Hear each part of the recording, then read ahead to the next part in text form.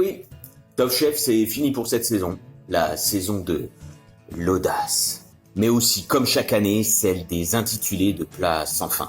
Bonjour chef, pour cette finale, je vous propose des raviolis à l'encre de sèche, farcis à l'araignée de mer et kombawa accompagné de tagliatelles de sèche, citron, caviar d'oseille et bisque de crustacés. Aux saveurs d'Indonésie. Et c'était juste l'entrée. Ah mais moi au début j'ai cru qu'ils nous lisaient le menu en entier.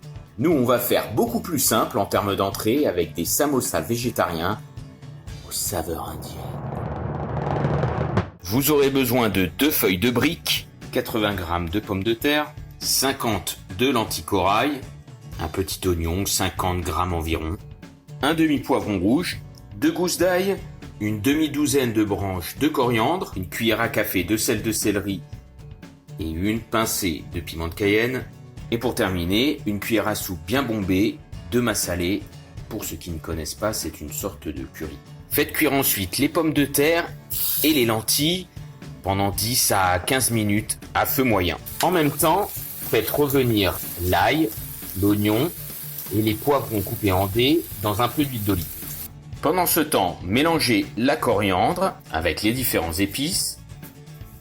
Et une fois qu'ils sont bien grillés, ajoutez le mélange ail, oignon, poivron. Mélangez une première fois. Une fois cuit et égoutté, écrasez le mélange de pommes de terre et de lentilles pour pouvoir l'incorporer au reste. Mélangez de nouveau, voilà, votre pâte est prête. Pour un pliage plus pratique, commencez par découper les bords de la feuille. Découpez-la ensuite en deux. Passons maintenant à la confection des samosas.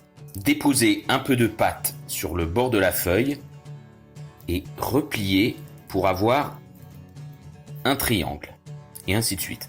Une deuxième fois, une troisième fois, introduisez le bord à l'intérieur, en portefeuille comme on dit. Et c'est prêt. Une fois tous confectionnés, vous les badigeonnez d'un peu d'huile.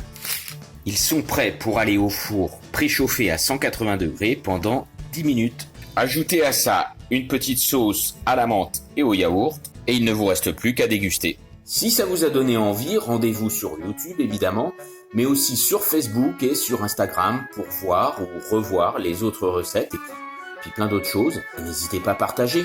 Et allez, à table. Non, mais je sais pas, on peut imaginer un jour, quoi ? Je ferais mieux de m'inscrire à Koh-Lanta.